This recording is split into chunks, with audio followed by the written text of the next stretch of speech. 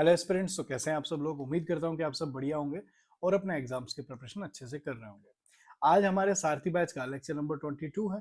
जैसे कि आपको पता है, हमने डाइजेस्टिव सिस्टम एमएसएन का टॉपिक स्टार्ट किया है।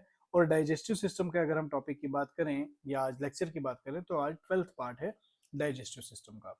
तो आज हम क्या देखेंगे, अभी तक हमने कहाँ तक देख लिया है। तो अभी तक हमने gastroenteritis, peptic ulcer, duodenal ulcer, यहाँ तक सब देख लिया। ये सारे टॉपिक्स हो चुके हैं। अगर आप डायरेक्टली ये लेक्चर देख रहे हो तो ऐसे नहीं, अभी ये लेक्चर कंप्लीट होगा और वापस जाके पहले सारे लेक्चर्स को सीक्वेंस में देखो। आज हमारा टॉपिक है, बहुत ही इंपॉर्टेंट टॉपिक है, आईबीडी के ऊपर, जिसको हम इन्फ्लेमेटरी बाउल डिजीज कहते हैं।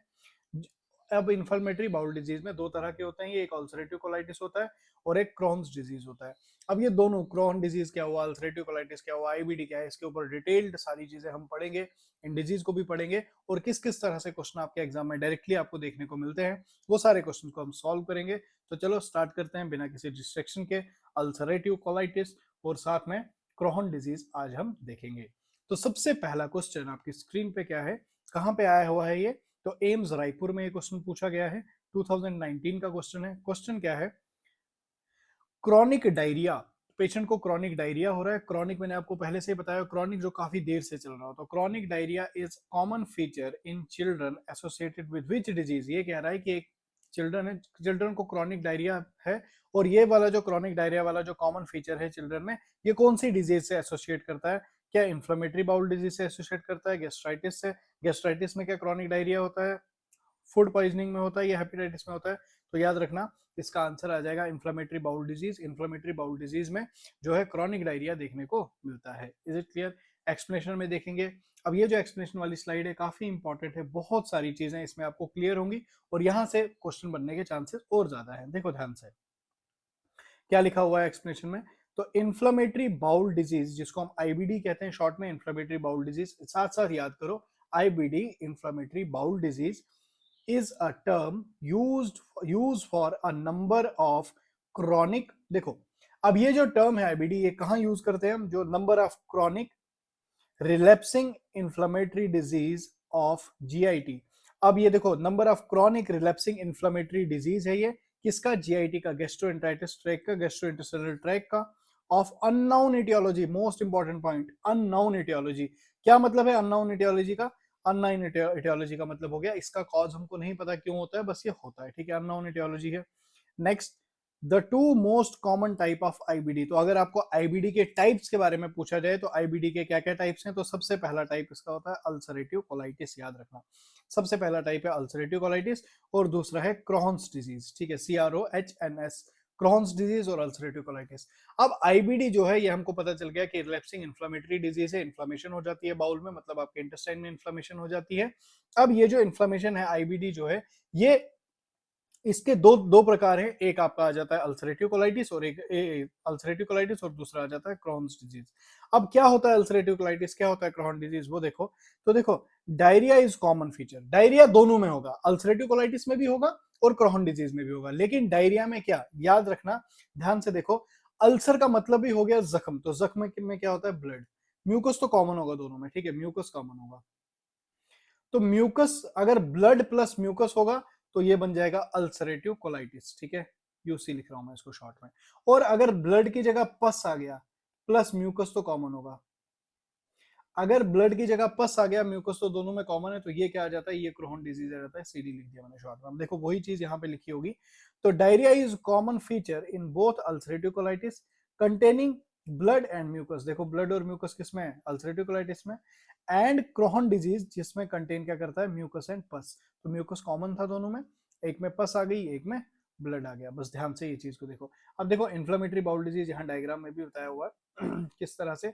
तो देखो इस डायग्राम में क्या क्या चीजें आपको दिख रही हैं, क्या क्या चीजें यहाँ पे क्लियर हो रही हैं, थोड़ा सा मैं इसको रब कर लूं ताकि आपको डायग्राम अच्छे से दिख पाए। अब यहाँ पे ध्यान से देखो, ये अल्सरेटिव कोलाइटिस है। अब अल्सरेटिव कोलाइटिस में ज्यादातर जो आईबीडी होता है ये लार्ज इंटेस्टाइन में होता है। ध्यान से देखो, लार्ज इंटेस्टाइन के ही डिजीज को हम क्या बोलते हैं, इन्फ्लेमेटरी बाउल डिसऑर्डर, क्योंकि ये बाउल में यहाँ दिक्कत आ रही है। अब देखो यहाँ पे क्या हो रहा है, ये रेडिश हो गया है ना, सूज गया है, स्वेलिंग हो गई, इन्फ्लेमेशन हो गई है। और यहाँ पे देखो ब्लड, ब्लड के पैचेस है ना, तो ये कौन सा है, अल्सरेटिव कोलाइटिस। और यहाँ पे देखो ये म्यूकस, म्यूकस के साथ में पस आ रही है, इसको क्रोहन डिजीज बोलेंगे। तो ये क्रोहन डिजीज का केस है, ये व्हाइट व्हाइट क्या है, ये पस है, क्लियर और इन्फ्लामेटरी बाउल डिजीज हो गया ये। और दूसरी जो आपकी दूसरी डायग्राम है उसमें क्या दिखाया हुआ है यहाँ पे देखो आप ध्यान से। तो डायग्राम्स में इसलिए ज्यादा आपको दिखा रहा हूँ क्योंकि डायग्राम से ही चीजों को ज्यादा क्लियरिटी हम दे पाते हैं, कॉज विजुअलाइजेशन जो मेमोरी है वो ज्यादा शार्प होती है, ज्यादा देर तक रिटेन रहती है आपके ब्रेन में। अब यहाँ पे आप देखो, यहाँ पे आप देख सकते हो अल्सरेटिव कोलाइटिस की अगर मैं बात करूं तो अल्सरेटिव कोलाइटिस इसमें होता क्या है, ये नॉर्मल कोलॉन है आपका। नॉर्मल कोलॉन में ल्यूमन इनसाइड देखो, ल्यूमन कैसे बिल्कुल क्लियर है, साफ है। और यहाँ पे ल्यूमन देखो बिल्कुल अरेंज है, कोई स्पेलिंग नहीं है, कुछ नहीं है। और यहाँ पे देखो इफेक्टेड ल्यूमन जो है कोलॉन वॉल जिसमें अल्सरेटिव कोलाइटिस हुआ है, किस तरह से इसमें ये पैचेस बन चुके हैं ना, रेडिश हो चुका है, ब्लड आ चुका है इसमें, ठीक है, इन्फ्लेमेशन हो चुकी है। तो ये अल्सरेटिव कोलाइटिस का कंडीशन है, ठीक है। और इसमें देखो कंटिन्यूअस इन्फ्लेमेशन है, स्वेलिंग बार बार देखने को, ये जो स्वेलिंग से उभार बाहर की तरफ यही इन्फ्लेमेशन है।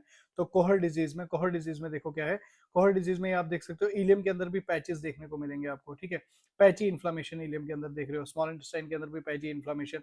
और यहाँ भी देखो पैची इन्फ्लेमेशन कोहर डिजीज में आपको देखने को मिलेंगे। ये जो थिकनिंग जो है आपकी, थिकनिंग ऑफ कोलॉन वॉल, ये बढ़ जाती है, कोलॉन वॉल थिक हो जाती है। क्यों होती है थिक? क्योंकि इन्फ्लेमेशन हो रही है, म्यूकस इकट्ठा हो रहा है इसमें, पस इकट्ठी हो रही है, ब्लड इकट्ठा हो रहा है इसमें। तो यहाँ पे देखो थिकनेस हो जाती है। साथ में देखो cobble stone appearance of surface, तो ये देखो छोटे छोटे स्टोन्स बन रहे हैं यहाँ पे ना, ब्लिस्टर्स काइंड ऑफ बन जाते हैं अंदर की तरफ से, छाले छाले पड़ जाते हैं, इसको हम क्या बोलते हैं, कॉबल स्टोन बोलते हैं। और फिस्टुला भी देखने को मिलता है, और इन्फ्लेमेशन की वजह से बीच में कट भी लग जाता है इसके अंदर, तो देखो फिस्टुला भी देखने को मिल रहा है। क्लियर? तो होप सो इन डायग्राम से आपको काफी ज्यादा क्लियरिटी मिली होगी आईबीडी के ऊपर। कोहर डिजीज को आपने देखा, उसके साथ में आपने अल्सरेटिव कोलाइटिस को भी देखा, तो दोनों चीजों को आपने आईबीडी में अभी देख लिया है। बढ़ते हैं आगे नेक्स्ट क्वेश्चन की ओर। तो अगला सवाल आपका एनवीएस फीमेल स्टाफ नर्स मार्च 2022 का क्वेश्चन है ये। क्लियर? देखो काफी रिसेंट क्वेश्चन है, 2-3 साल पहले पूछा गया है। तो क्वेश्चन क्या है, विच टाइप ऑफ डायरिया, ये पूछ रहा है कि कौन सा डायरिया, डायरिया के टाइप्स होते हैं, आप कितने तरह के डायरिया होते हैं वो अभी देखेंगे, और क्या क्या उसके नाम है, कैसे उनको हम पहचाने, वो सब देखेंगे। तो which type of diarrhoea is common for a child with कोहर डिजीज। अब कोहर्स डिजीज में कौन सी तरह का डायरिया होता है वो हमसे पूछा गया है। क्या सेकेंडरी डायरिया होता है, सेक्रेटरी डायरिया होता है, क्या मोटिलिटी रिलेटेड डायरिया होता है, ठीक है, क्या ऑस्मोटिक डायरिया होता है, क्या एक्सुडेटिव डायरिया होता है। तो याद रखना एक्सुडेटिव डायरिया होता है इसमें, ठीक है। एक्सुडेटिव डायरिया पाया जाता है किसमें, कोहर डिजीज में एक्सुडेटिव डायरिया। क्या होता है एक्सुडेटिव डायरिया, क्या बाकी डायरिया, उनको हम ध्यान से समझेंगे। तो type of diarrhoea based on pathophysiology, pathophysiology क्या इनका फिजियोलॉजी है, किस तरह से हो रहा है, उसके बेसिस पे हमने नाम रखा है, ठीक है। पैथोफिजियोलॉजी के बेसिस पे हमने डायरिया को आगे डिवाइड किया हुआ है। सबसे पहले जो है सेक्रेटरी डायरिया क्या हुआ, तो ध्यान से समझेंगे सेक्रेटरी डायरिया क्या हुआ। तो देखो it is caused bye toxins. मैंने आपको लास्ट लेक्चर में भी समझाया था कि टॉक्सिन क्या होता है। जब भी कोई पैथोजन बैक्टीरिया हमारी बॉडी में अटैक करता है तो वो करता क्या है, वो बेसिकली कुछ जहरीले केमिकल बनाता है, उन्हीं को हम टॉक्सिन्स कहते हैं। अब हो क्या रहा है, जो ये सेक्रेटरी डायरिया है ये क्यों होता है, क्योंकि it is caused bye toxin produced by various bacteria pathogens. बहुत सारे बैक्टीरिया पैथोजन जो भी आए वो कुछ टॉक्सिन बना रहे हैं, such as streptococcus E coli and V cholera. अब देखो ये अलग अलग बैक्टीरिया के नाम है, मतलब बैक्टीरिया बॉडी में आके टॉक्सिन बनाता है, उस टॉक्सिन के रेस्पॉन्स में हमारी बॉडी जो है वो डायरिया कॉज करती है, उसी को हम बोलते हैं सेक्रेटरी डायरिया। मतलब टॉक्सिन के बिहाफ पे जो डायरिया हुआ उसे सेक्रेटरी डायरिया बोलते हैं। नेक्स्ट पॉइंट आपकी, नेक्स्ट पॉइंट क्या है, नेक्स्ट किसके ऊपर पूछा है, नेक्स्ट आपको पूछा है मोटिलिटी रिलेटेड डायरिया, फिर ऑस्मोटिक डायरिया क्या हुआ, फिर एक्सुडेटिव डायरिया क्या हुआ। तो तीनों को अभी हम एक्सप्लेन करेंगे। देखो मोटिलिटी रिलेटेड डायरिया क्या हुआ, इंक्रीज इन बाउल मोटिलिटी। अब इसमें क्या होता है, इस डायरिया में बाउल की मोटिलिटी जो है वो इंक्रीज हो जाती है, cause excessive large volume of stool to colon. तो होता क्या है, तो बहुत ज्यादा गश ऑफ कोलन के अंदर गश ऑफ स्टूल आ जाता है, बहुत ज्यादा लार्ज अमाउंट का स्टूल आ जाता है to colon, like in irritable bowel disease. तो ये किसकी तरह, जैसे इरिटेबल बाउल डिजीज, एकदम से क्रैम्प पड़ना स्टार्ट होगा और एकदम से डायरिया आ जाएगा, इसको हम क्या बोलते हैं, मोटिलिटी रिलेटेड डायरिया। दूसरा है ऑस्मोटिक डायरिया। ये ऑस्मोटिक डायरिया काफी इंपॉर्टेंट है, जो हम लैक्सेटिव वगैरह देते हैं वो इसी प्रिंसिपल पे काम करते हैं। देखो ऑस्मोटिक डायरिया क्या हुआ, it is caused by osmotically active और poorly absorbed solute in bowel. Bowel के अंदर कुछ ऐसे सल्यूट्स हैं जिनको हमारी बॉडी एब्जॉर्ब तो नहीं कर रही, बट उसकी ऑस्मोलरिटी को बैलेंस करने के लिए वाटर कंटेंट जो है ज्यादा हमारे इंटेस्टाइन में आ जाता है ताकि डायरिया, देखो होता क्या है बेसिकली, ऑस्मोलरिटी आपने पहले पढ़ा होगा, ऑस्मोसिस में होता क्या है, कंसंट्रेशन ग्रेडियंट का खेल होता है सारा, सॉल्वेंट सल्यूट ये सारी। अगर आप मेरे पिछले कुछ लेक्चर्स देखोगे ना, वहां पे मैंने कॉन्सेंट्रेशन को भी काफी अच्छे से समझाया हुआ है, बट अगर नहीं भी पता होगा तो कोई नहीं, कमेंट में बता देना, मैं आपको समझा दूंगा, या जब हम ऐसे कुछ टॉपिक्स कंसंट्रेशन ग्रेडियंट के सेल में जब करेंगे तो वहां पे और ज्यादा डिटेल में पढ़ेंगे। अभी के लिए बस आप इतना याद रखो, it is caused bye osmotically active or poorly absorbed solute in bowel lumen। अब बाउल के ल्यूमिन में पोरली एब्जॉर्ब सोल्यूट होता है, जिसकी वजह से क्या होता है, that inhibit normal water and electrolyte absorption, जिसकी वजह से नॉर्मल इलेक्ट्रोलाइट और वाटर का जो एब्जॉर्प्शन है वो नहीं हो पाता है, सच एज लैक्टुलोज, जैसे लैक्टुलोज वगैरह दे दिया, उसका एब्जॉर्प्शन नहीं होगा, उसके ऑस्मोलरिटी को मेंटेन करने के लिए बाहर से वाटर भरा जाता है आपके इंटेस्टाइन में, और गशाफ जो है, स्टूल आता है, डायरिया आता है, वाटरी सिक्रेशंस होती हैं, क्लियर। तो ऑस्मोलरिटी डायरिया जो लैक्सेटिव है इसी पे काम करते हैं, लैक्टोज वगैरह। अब एक्सुडेटिव डायरिया हुआ क्या, देखो ध्यान से समझना है इसको, it occur with presence of large quantity of inflammatory exudates. अब ये कब होता है, जब प्रेजेंस होती है large quantities of inflammatory exudate like blood. अब इन्फ्लेमेटरी एक्सुएट क्या हो गया, ब्लड हो गया, पस हो गया, इन स्टूल ये आएगी, इसको हम बोलते हैं exudative diarrhoea. This occur with IBD, inflammatory bowel disease में यही वाला डायरिया होता है, याद रखना बहुत इंपॉर्टेंट है, आया हुआ है क्वेश्चन और आ भी सकता है फ्यूचर में, लाइक क्रोहन डिजीज, ठीक है। क्रोहन्स डिजीज आईबीडी में क्या होता है, एक्सुडेटिव डायरिया होता है, या अल्सरेटिव कोलाइटिस, दोनों में कौन सा डायरिया होता है, तो एक्सुडेटिव डायरिया होता है। Is it clear. बढ़ते हैं आगे नेक्स्ट क्वेश्चन की ओर। तो अगला सवाल आपकी स्क्रीन पे, राग एमएससी नर्सिंग एंट्रेंस में पूछा गया है, 2010 में क्वेश्चन आया हुआ है। क्वेश्चन क्या है, the client is diagnosed with ulcerative colitis. ये कह रहा है कि एक क्लाइंट है, उसको हमने डायग्नोज किया, इसको अल्सरेटिव कोलाइटिस की कंडीशन है, आईबीडी की प्रॉब्लम है। व्हेन असेसिंग क्लाइंट, जब नर्स असेस कर रही है क्लाइंट को, विच साइन या symptom would the nurse expected to find, कौन से साइन एंड सिम्टम मिलेंगे नर्स को जो एक्सपेक्टली वो फाइंड करेगी। 20 ब्लडी स्टूल्स अ डे, दिन में ब्लडी स्टूल्स आ रहे हैं, तो कितने आ रहे हैं, 20 bloody stools a day, diarrhoea की कंडीशन है, हाँ ये तो लग रहा है कि ठीक है। Oral temperature of 102 degree Fahrenheit, तो ऑरल टेम्परेचर ऐसा कुछ नहीं होता। हार्ड रिजिड एब्डोमेन, तो इसका आंसर क्या आ जाएगा, 20 bloody stool a day. Is it clear. तो इसका क्या आंसर आ जाएगा, 20 ब्लडी स्टूल्स अ डे। अब इसकी एक्सप्लेनेशन वाली स्लाइड में हम देखेंगे कि क्या क्या लिखा हुआ है। तो clinical feature of ulcerative colitis are severe diarrhoea.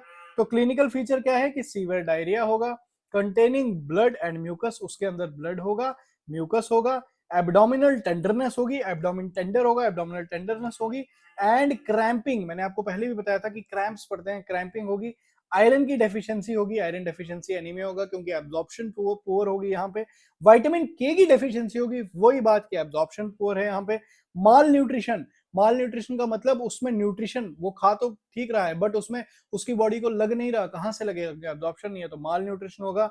With dehydration, dehydration क्यों होगा, क्योंकि डायरिया में डिहाइड्रेशन होता है, डायरिया में वाटर लॉस ज्यादा होता है तो डिहाइड्रेशन देखने को मिलेगा।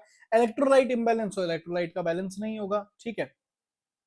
And increase risk of colon cancer, और इसमें इंक्रीज हो जाता है किसका रिस्क, कोलोन कैंसर में। देखो अब एक क्वेश्चन था, एक्सप्लेनेशन में कितनी सारी चीजें हमने देख ली, हमने साइन एंड सिम्टम देख लिए, किसके साइन एंड सिम्टम देख लिए, अल्सरेटिव कोलाइटिस के सारे साइन एंड सिम्टम हमने एक ही स्लाइड में कंप्लीट किए।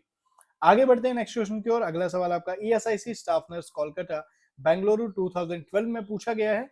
क्वेश्चन क्या पूछा गया है, which of the following symptom is associated with ulcerative colitis. ये कह रहा है कि अब हमको बताओ इनमें से कौन सा सिम्टम जो है वो मिलता जुलता है अल्सरेटिव कोलाइटिस के। क्या डंपिंग सिंड्रोम, तो देखो क्या डंपिंग हो रही है यहाँ पे, डंपिंग सिंड्रोम होता है, तो या डंपिंग सिंड्रोम कहाँ से होगा, डंपिंग सिंड्रोम तो टोटल गैस्ट्रिक्टोमी में होता था। डंपिंग का मतलब क्या है, जल्दी से एम्प्टी हो जाना स्टमक का, ठीक है। तो क्या इसका क्या आएगा, डंपिंग सिंड्रोम आएगा। रेक्टल ब्लीडिंग, क्या रेक्टम के थ्रू ब्लीडिंग होती है, क्या रेक्टम से ब्लड आ रहा है, तो हाँ आईबीडी में देखो अल्सरेटिव कोलाइटिस मैंने बोला था ना, ब्लड और म्यूकस दोनों निकलेगा, तो हाँ ये तो हो सकता है। नेक्स्ट पढ़ेंगे सॉफ्ट स्टूल, नहीं फिस्टुला ये भी नहीं, तो इसका आंसर क्या आ जाएगा, बी आ जाएगा, रेक्टल ब्लीडिंग इसका क्या आ जाएगा, आंसर आ जाएगा। एक्सप्लेनेशन वाली स्लाइड में देखो क्या लिखा है, ulcerative colitis cause severe diarrhoea, ulcerative colitis में सीवियर डायरिया होता है, कंटेनिंग ब्लड एंड म्यूकस, तो इसमें ब्लड और म्यूकस देखा जाता है। अब फिस्टुला के ऊपर हमको ऑप्शन दिया था, तो फिस्टुला यूजुअली फॉर्म्स इन कोहर डिजीज, कोहर डिजीज में फिस्टुला देखने को मिलता है, not in ulcerative colitis. Important point है याद रखना, फिस्टुला जो है कोहर डिजीज में देखा जाता है, अल्सरेटिव कोलाइटिस में नहीं देखा जाता। तो डंपिंग सिंड्रोम जो हमको ऑप्शन में दिया था, तो dumping syndrome occur in patient who has had gastric resection. Gastric resection मतलब जो आपका स्टमक था उसकी रिसेक्शन हुई है, उसको काटा गया है, उसको मॉडिफाई किया गया है, उसमें डंपिंग सिंड्रोम देखा जाता है। अल्सरेटिव कोलाइटिस, आईबीडी या कोहर डिजीज जैसी में कोई डंपिंग सिंड्रोम नहीं देखा जाता। Is it clear? यहां तक बात समझ आ गई। बढ़ते हैं आगे नेक्स्ट क्वेश्चन की ओर। तो अगला सवाल आपकी स्क्रीन पे RUHS MSc नर्सिंग एंट्रेंस 2026 का क्वेश्चन है। क्वेश्चन क्या बोल रहा है हमें, देखो, क्रॉनिक अल्सरेटिव कोलाइटिस, क्रॉनिक बहुत देर से अल्सरेटिव कोलाइटिस है, is characterised by muscular hypertrophy. Muscular hypertrophy मैंने आपको बताया था दो टर्म आती है, एक होती है हाइपरट्रॉफी और एक होती है हाइपरप्लेजिया। हाइपरट्रॉफी का मतलब हो गया ये सेल्स थी और इन सेल्स ने अपना साइज बड़ा कर लिया, तो उसको हाइपरट्रॉफी बोलेंगे। हाइपरप्लेजिया क्या हो गया, ये सेल्स थी, सेल्स तो साइज तो वही रहा लेकिन सेल्स ने क्या कर दिया, अपने नंबर को इंक्रीज कर दिया। मतलब ट्रॉफी में साइज बढ़ता है और प्लेसिया में नंबर बढ़ता है। तो ये हमको क्या कह रहा है कि क्रॉनिक अल्सरेटिव कोलाइटिस जो है वो कैरेक्टराइज है किससे, जो मस्कुलर हाइपरट्रॉफी है, मस्कुलर लेयर जो होती है, ठीक है, जो मस्कुलर लेयर है, जो सेल्स हैं वो क्या कर देते हैं, हाइपरट्रॉफी कर देते हैं, बढ़ जाते हैं साइज में of bowel with its, bowel में बढ़ जाते हैं विद इट्स। क्या हो जाता है जब वो हाइपरट्रॉफी हो जाएगी, उससे क्या होगा, वाइडनिंग हो जाएगी, शॉर्टनिंग हो जाएगी, थिनिंग हो जाएगी, थिनिंग तो नहीं होगी यार, पतला तो नहीं होगा, फाइब्रोसिस भी नहीं होगा। तो वाइडनिंग और शॉर्टनिंग में आपको देखो, अब जब इंटेस्टाइन के अंदर साइज बढ़ेगा, तो ये साइज जब इन सेल्स का बढ़ेगा तो ये क्या होगा, ये साइज बढ़ेगा तो वहां पे शॉर्टनिंग हो जाएगी, इसकी क्या हो जाएगी, शॉर्टनिंग हो जाएगी। कैसे होगी शॉर्टनिंग, क्या होगी शॉर्टनिंग, तो देखो एक्सप्लेनेशन वाली स्लाइड में आपको बताऊंगा मैं। यहाँ पे कितनी प्यारी एक्सप्लेनेशन दी हुई है बुक में कि chronic ulcerative colitis is characterised by muscular hypertrophy. तो क्रॉनिक अल्सरेटिव कोलाइटिस किससे कैरेक्टराइज होती है, तो मस्कुलर हाइपरट्रॉफी होती है। तो डायरेक्ट कैरेक्टराइज पे क्वेश्चन पूछा जा सकता है, तो आपको पता चल गया कि मस्कुलर हाइपरट्रॉफी होती है। Fat deposition and fibrous tissue with bowel thickening. तो फैट की डिपोजिशन होगी, फैट की डिपोजिशन की वजह से बाउल की थिकनिंग होगी, जो आपका इंटेस्टाइन है उसमें थिकनिंग होगी, शॉर्टनिंग होगी, वो शॉर्ट हो जाएगा, एंड नैरोइंग, तो नैरो भी हो जाएगा। मैंने डायग्राम में भी आपको दिखाया था कि कैसे उसका इंटेस्टाइन का जो लार्ज इंटेस्टाइन का जो ल्यूमिन है वो कम हो रहा है, कॉज थिनिंग हो रही है, और शॉर्टनिंग भी हो जाएगी यहाँ पे ओवरऑल इंटेस्टाइन की। Is it clear? यहां तक बात समझ आ गई। बढ़ते हैं आगे नेक्स्ट क्वेश्चन की ओर। तो अगला सवाल आपकी स्क्रीन पे है, ये आपका RUHS पोस्ट BSc नर्सिंग में आया हुआ है, 2017 का क्वेश्चन है। क्वेश्चन क्या पूछा गया है, द डाइटरी इंस्ट्रक्शन, तो डाइटरी इंस्ट्रक्शन जो हम देते हैं, the nurse gives a patient with ulcerative colitis. मतलब यहाँ पे डाइटरी इंस्ट्रक्शन, जो खाने पीने की जो इंस्ट्रक्शन है वो नर्स देती है किस पेशेंट को, अल्सरेटिव कोलाइटिस वाले को। Would increase a recommendation to eat food that are low in. ये कह रही है कि आप खाने में क्या लोगे, वो फूड लोगे जो लो है। किस में लो है, रेजिड्यू में लो है, कार्बोहाइड्रेट में लो है, फैट में लो है, या कैलोरी में लो है। याद रखना रेजिड्यू में जो लो होगा, रेजिड्यू हो गया हाई फाइबर वाला खाना, जो रेजिड्यू, जो रुके ठहरे फाइबर्स बहुत ज्यादा हो, तो वो खाना इसको नहीं देना है, क्योंकि आगे ऑलरेडी वर्स कंडीशन है, इन्फ्लेमेशन वगैरह हुई है। एक्सप्लेनेशन में समझो क्या लिखा हुआ है, during acute phase maintain NPO. अगर एक्यूट फेज है, अचानक से आईबीडी की प्रॉब्लम आ गई है, कोहर डिजीज की, अल्सरेटिव कोलाइटिस की, तो एनपीओ नील पर और रखा जाएगा, नथिंग, उसको माउथ के थ्रू कुछ नहीं दिया जाएगा खाने को। With parental nutrition, parental nutrition कौन सी न्यूट्रिशन हो गई, जिसमें हम आईवी लाइन से डायरेक्टली उसको ग्लूकोज चढ़ाते हैं, आरएल चढ़ाते हैं ना, उसको वहां पे एनएस वगैरह दे रहे हैं, तो उसको पेरेंटल न्यूट्रिशन देंगे। And after the acute phase, after the acute phase, acute phase के बाद प्रोवाइड लो फाइबर, लो फाइबर डाइट देंगे, मतलब लो रेजिडुअल डाइट देंगे, नॉन स्पाइसी डाइट देंगे, कैफीन फ्री, कैफीन नहीं देना है, हाई कैलोरी डाइट देंगे, हाई प्रोटीन डाइट दे देंगे with iron and vitamin supplement, क्योंकि आयरन और विटामिन की शॉर्टेज हो जाती है, कॉज एब्जॉर्प्शन प्रॉपर नहीं होता, तो आयरन और विटामिन के सप्लीमेंट देंगे इन बोथ अल्सरेटिव कोलाइटिस और कोहर डिजीज। दोनों कंडीशन में हम ये उसको डाइट देते हैं। तो हाई कैलोरी डाइट देते हैं, हाई प्रोटीन डाइट देते हैं, कैफीन फ्री डाइट देते हैं, कैफीन नहीं देना है, नॉन स्पाइसी, स्पाइसी नहीं होनी चाहिए, फाइबर्स, मतलब सीधा याद रखो कि वेजिटेबल वगैरह नहीं देते हैं इस पेशेंट को, क्योंकि वेजीज क्या होती हैं, हाईली फाइबरस होती हैं, हाई फाइबर होता है, हाई रेजिड्यू डाइट होती है वेजीज वाली, तो वेजीज वगैरह इसमें नहीं देते हैं। आगे बढ़ते हैं नेक्स्ट क्वेश्चन की ओर। तो अगला सवाल आपकी स्क्रीन पे रिम्स में आया हुआ है, ये 2023 में, 2 साल 3 साल पहले का क्वेश्चन है। क्वेश्चन क्या है, a patient with ulcerative colitis, patient को अल्सरेटिव कोलाइटिस है, शुड टेक है, तो वो क्या लेगा, हाई प्रोटीन डाइट लेगा, बिल्कुल हाई प्रोटीन लेता है। लो कैलोरी तो बिल्कुल नहीं, ऑप्शन यहीं पे एलिमिनेट हो जाता है। नेक्स्ट है हाई प्रोटीन डाइट दे, लो प्रोटीन डाइट देंगे तो हाई प्रोटीन डाइट देते हैं। हाई प्रोटीन डाइट देंगे, हाई कैलोरी डाइट देंगे, हाई विटामिन डाइट देंगे, बिल्कुल सही, हमको प्रोटीन सही देना है, कैलोरी सही देनी है और विटामिन भी उसमें देना है क्योंकि विटामिन की डेफिशिएंसी हुई है। तो सी इसका करेक्ट आंसर आ जाएगा, लो प्रोटीन है। देखो एलिमिनेशन से ये आंसर मेरे सामने खुद से ही आ गया। Is it clear?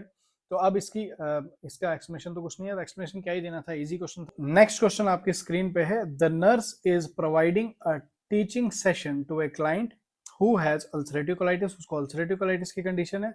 The nurse will instruct the client for which diet, तो नर्स उसको कौन सी डाइट के लिए इंस्ट्रक्ट करेगी, पेशेंट को अल्सरेटिव कोलाइटिस है, उसको समझा रही है डाइट के बारे में, तो सीधा आपसे बोला है नर्स क्या देगी, तो कार्बोहाइड्रेट कंसिस्टेंट डाइट तो नहीं, high calorie high protein diet तो बिल्कुल देनी है, high calorie high protein diet, high calcium high potassium ऐसा कोई रिलेवेंसी नहीं है, लो रेजिड्यू बिल्कुल लो फाइबर डाइट, हाँ नहीं उसको रेजिड्यू डाइट नहीं देनी है, फाइबर डाइट नहीं। तो यहाँ पे बी और सी दोनों आंसर मुझे, बी और डी मुझे दोनों आंसर सही लग रहे हैं। तो देखो हाँ बी और डी दोनों आंसर इसमें सही है, both option B and D जो है looking right. Is it clear? आगे बढ़ते हैं नेक्स्ट क्वेश्चन की ओर। अगला क्वेश्चन आपकी स्क्रीन पे, RUHS post BSc nursing entrance exam में ये आया हुआ है 2017 में। क्वेश्चन क्या है, which food should the nurse remove from the tray of a patient on low residue diet. अब कौन सा खाना निकालेंगे, मतलब जो हाई रेजिड्यू होगा, फाइबर में हाई होगा, कॉटेज चीज चीज, तो सब्जियां देखो कहां पे, तो ग्रीन बीज निकाल दो भाई, हाई रेजिड्यू डाइट हमको निकालनी है, तो लो रेजिड्यू डाइट यहाँ पे क्या करना है हमने, आने लो रेजिड्यू डाइट पे रखा गया है, तो ट्रे में से क्या निकालेंगे हम, जो हाई रेजिड्यू होगा, तो ग्रीन भी हाई रेजिड्यू है, तो देखो डी आंसर इसका है। All the fruit except banana, banana को छोड़ के vegetable, whole grain, cereal, nut, seed and gas forming food like beans, cabbage etcetera are high residue diet. ये कौन सी हाई रेजिड्यू डाइट है? So it should be avoided during low residue diet, तो जब लो residue diet है तो इन सब foods को अवॉइड करना है। Most food of plant origin contain both soluble and insoluble dietary fibre, तो जितना भी प्लांट बेस्ड फूड है इसको हटा देना है क्योंकि इसमें सॉल्युबल इनसॉल्युबल फाइबर्स होते हैं। सो it should be avoid during low residue diet, इसलिए हम इसको अवॉइड करते हैं लो रेजिड्यू डाइट के दौरान। Is it clear? आगे बढ़ते हैं नेक्स्ट क्वेश्चन की ओर। तो अगला सवाल जो है आपकी स्क्रीन पे, अगला सवाल जो आपकी स्क्रीन पे है वो किसके ऊपर लिखा गया है, तो देखो यूपी स्टाफ नर्स 2017 का ये क्वेश्चन है। क्वेश्चन क्या लिखा गया है आपके सामने, क्वेश्चन में देखो क्या है, फॉर अ पेशेंट विद कोहर डिजीज, पेशेंट कोहर डिजीज है, medical surgical nurse recommend a diet that is, अब फिर से वही कोहर डिजीज के ऊपर क्या रिकमेंड डाइट करनी है, हाई इन फाइबर डाइट तो बिल्कुल नहीं यार, फाइबर कहाँ देने, high in potassium, low in fibre, high in protein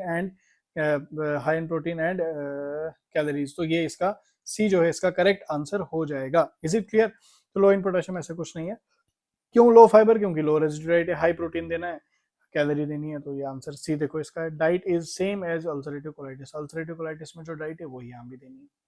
बात समझ आ रही है? आगे बढ़ते हैं नेक्स्ट क्वेश्चन की ओर। तो अगला क्वेश्चन आपका rock MSc nursing entrance exam में आया हुआ है, 2018 में ये क्वेश्चन आया हुआ है।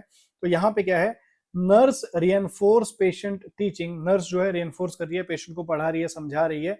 Which of the following food would the nurse reinforce that the patient with ulcerative colitis is to avoid, कौन से फूड को अवॉइड करना है अगर पेशेंट को अल्सरेटिव कोलाइटिस है? हाई फाइब्रस फूड को, वेजीज को हटा दो, देखो fresh fruit, white bread, sweet dessert, meat, तो यहाँ पे फ्रेश फ्रूट को हटाओ क्योंकि फाइबर्स भरे पड़े होते हैं, हटा दो इसको, तो देखो आंसर यही है। Reinforce the client to avoid food like gas forming food, milk product करने हैं इसको avoid, whole wheat grain avoid करना है, नट, रॉ और फ्रेश फ्रूट को बिल्कुल अवॉइड करना है, वेजिटेबल को अवॉइड करना है, अल्कोहल एंड, अब देखो जिसने पढ़ा ही नहीं होगा ना कोहर डिजीज, उसके सामने फ्रेश फ्रूट आएगा नहीं, फ्रूट तो खाना होता है ना, Apple a day, doctor away, ये वाली चीजें सुनी है, तो इसलिए कॉन्सेप्ट को पढ़ना बहुत जरूरी है। कॉन्सेप्ट को पढ़ोगे समझोगे फिर ये आंसर कर पाओगे। Is clear? Caffeine containing products in ulcerative colitis, इनको हम क्या करते हैं, अवॉइड करते हैं। व्हाइट ब्रेड की अगर मैं बात करूं, is less in fibre and sweet dessert in high in calorie, sweet dessert high calorie में है, एनर्जी चाहिए, एनर्जी, और उसके बाद व्हाइट ब्रेड जो है उसमें फाइबर्स कम होते हैं, so it can be taken by patient, तो पेशेंट को ये देने में कोई हर्ज नहीं है। Is it clear? तो यहाँ पे टॉपिक कंप्लीट हुआ कोहर डिजीज का। अब इसी के ऊपर इसको ट्रीट करने के लिए कुछ सर्जरीज की जाती हैं, ठीक है, जो इंटेस्टिनल जो है ओस्टोमाइज एंड बाउल सर्जरीज होती हैं, ओस्टोमाइज बाउल सर्जरीज होती हैं, उन सर्जरीज के बारे में क्वेश्चन पूछे जाते हैं। तो डायरेक्टली सर्जरीज क्या होती हैं, उनको कैसे किया जाता है, क्या है, कैसे क्वेश्चन आते हैं, वो सब चीजें अभी हम देखेंगे। तो क्वेश्चन आपकी स्क्रीन पे एनपीसीआईएल स्टाफ नर्स जून 2019 में वो पूछा है और बीसीसीएल स्टाफ नर्स 2015 में सवाल आया हुआ। क्वेश्चन क्या है, name the operation in which part of large intestine is excised किया जाता है लार्ज इंटेस्टाइन के पार्ट को, and opening is made in it. तो लार्ज इंटेस्टाइन के पार्ट को एक्सट्राइज किया जाता है, काटा जाता है और उसमें ओपनिंग बनाई जाती है, तो वो उस सर्जरी का नाम क्या है। तो यहाँ पे सीधी बात एक क्ल्यू हमको दिया है उसने, लार्ज इंटेस्टाइन। तो इलियम स्मॉल इंटेस्टाइन का पार्ट है, जिजनम स्मॉल इंटेस्टाइन का पार्ट है, ठीक है। सीकम लार्ज इंटेस्टाइन का पार्ट है, बट सीकम में नहीं करते, हम कोलॉन में ओपनिंग बनाते हैं, तो कोलोस्टोमी इसका आंसर आ जाएगा। Is it clear? क्या होती है कोलोस्टोमी, क्या है? तो अब देखो एक्सप्लेनेशन में समझो सारी चीजें। क्या लिखा हुआ है, तो colostomy means the opening of a portion of the colon. Colon के पोर्शन में ओपनिंग की जाती है, ज्यादातर याद रखना सिग्मोइडल कोलॉन में ओपनिंग हम करते हैं। And ileostomy means opening of the portion of the ileum. Ileum में ओपनिंग की जाती है, कोलॉन में ओपनिंग की जाती है, बट हमको यहाँ पे लार्ज इंटेस्टाइन का पूछा था, तो हम यहाँ पे क्या कोलॉन में बोलेंगे। कोलॉन में ओपनिंग की जाती है, उसको कोलोस्टोमी बोलते हैं, और इलियम में अगर ओपनिंग की हो तो इलियोस्टोमी बोलते हैं। Though the anterior abdominal wall to its skin surface. तो जो एंटीरियर एब्डोमिनल वॉल है उसको स्किन की सरफेस तक लाया जाता है। देखो यहाँ पे समझो आप क्या है ये दोनों सर्जरीज। तो देखो इसको थोड़ा सा रब करते हैं ताकि आपको इजीली डायग्राम अच्छे से दिखे। तो देखो इलियोस्टोमी वर्सेस कोलोस्टोमी। तो स्मॉल इंटेस्टाइन में हम इलियम को कट करते हैं और इलियम को कट करके बाहर की तरफ उभार निकाल के फिर इसमें पाउच चिपकाया जाता है बॉडी के बाहर। क्लियर? तो वेस्ट डायरेक्टली कहाँ आ जाएगा, अगर कोलॉन कैंसर है, पूरा कोलॉन ही खराब हो गया है, ठीक है, तो इलियम जो है लास्ट पार्ट आ जाता है स्मॉल इंटेस्टाइन का, वहां से ही डायरेक्टली हम फीसिस को बाहर निकाल देते हैं, यहाँ पे पाउच लगा देते हैं। और स्टोमा, स्टोमा हो गया ओपनिंग। तो देखो अब कोलॉन ठीक है, तो कोलॉन के यहाँ पे सिग्मॉइड, यहाँ पे कोई दिक्कत, यहाँ पे ओपनिंग बना दी, बैगेज लगा दिया। क्लियर? अभी आगे और डायग्राम्स देखेंगे और ज्यादा समझ आएगा। अभी आपको बस इतना याद रखना है, कोलोस्टोमी, इलियोस्टोमी, स्टोमा हम ओपनिंग बनाते हैं, ठीक है। नेक्स्ट क्वेश्चन आपकी स्क्रीन पे कहां पे पूछा गया है, जीएमसीएच नर्सिंग ऑफिसर अगस्त 2022 में सवाल आया है। क्वेश्चन क्या है, surgical operations in which an opening is made through the abdominal wall। अब ये सर्जरीज ओपनिंग बना रहे हैं हम एब्डोमिनल वॉल की, to enable discharge of waste into the ileum. Ileum के ही थ्रू जो है हम वेस्ट को बाहर निकालेंगे, to enable discharge of waste without passing through the colon. Colon में कोई दिक्कत है, कोलॉन में हम पास ही नहीं कर देंगे इलियम, तो क्या आंसर आ जाएगा इसका? बहुत इजी आंसर है। अब होमवर्क में देना था मुझे ये, बट नहीं, इसको मैंने अरेंज ही नहीं किया होमवर्क के लिए। क्लियर? तो इसका आंसर क्या आ जाएगा, इलियम में बना रहे हैं ओपनिंग, तो इलियोस्टोमी आ जाएगा, ठीक है। Is it clear? तो देखो इलियोस्टोमी, ये आप देखो डायग्राम कैसे ये स्किन के बाहर ऐसे स्टोमा बना देते हैं, तो ऐसा दिखता है आपको स्किन के बाहर एग्जैक्टली इलियम के ऐसे ओपनिंग, और इसके ऊपर बैग लगा देते हैं, ऐसे पाउच लगा देते हैं, ठीक है, इलियोस्टोमी पाउच, और इस पाउच में वेस्ट आता है। क्लियर? आगे बढ़ते हैं नेक्स्ट क्वेश्चन की ओर। तो अगला सवाल जो आपकी स्क्रीन पे है, क्वेश्चन क्या पूछा गया है, surgery performed in case of colon carcinoma. Colon में कार्सिनोमा है, कोलॉन में कैंसर है, तो इसमें कौन सी सर्जरी करते हैं हम? तो याद रखना कोलॉन में कैंसर है तो कोलॉन को निकालेंगे, तो कोलेक्टोमी निकाल कर देते हैं, ठीक है, कोलोनिक्टोमी। Is it clear? तो कोलोनिक्टोमी में क्या किया, कोलॉन को हमने रिमूव आउट कर दिया। आप ये डायग्राम देखो, कोलॉन को बाहर निकाल दिया है, कैसे कोलॉन की सर्जरी की है। ये एग्जैक्टली डायग्राम जो है ओरिजिनल डायग्राम है, इसमें आप देख सकते हो। इसमें आप यहाँ पे देखो डायग्राम में, तो ये राइट कोलॉन, देखो कोलॉन कितना सूज गया है ना, और शॉर्ट भी हो गया है, थिक भी हो गया है, तो ये ट्रांसवर्स कोलॉन, ये लेफ्ट जो नीचे के लिए आ रहा है कोलॉन, ये सिग्माइडल कोलॉन, देखो ये निकाल दिया है सारा। क्लियर? अब एक्सप्लेनेशन में पढ़ते हैं। Colonectomy is the surgical removal of the large intestine और कोलॉन। लार्ज इंटेस्टाइन और कोलॉन के निकालने को कोलोनेक्टोमी बोलते हैं। It is performed in case of colon carcinoma. अगर कोलॉन में कैंसर है, कार्सिनोमा है, अल्सरेटिव कोलॉन है, कोलॉन में बिल्कुल अल्सर भरे पड़े हैं, तो हम निकाल देते हैं। अब ये सर्जरीज कुछ दो चार तरह की होती है। कैसे होती है कोलोनेक्टोमी? तो देखो कोलोनेक्टोमी जो है, इस डायग्राम से बहुत सारी चीजें क्लियर होंगी, ध्यान से देखो। कोलोनेक्टोमी बाइल रेस्ट्रिक्ट सर्जरी है, बाइल रिसेक्ट सर्जरी है, बाउल को रिसेक्ट करते हैं, बाउल वही हो गया लार्ज इंटेस्टाइन, कोलॉन की बात कर रहे हैं हम।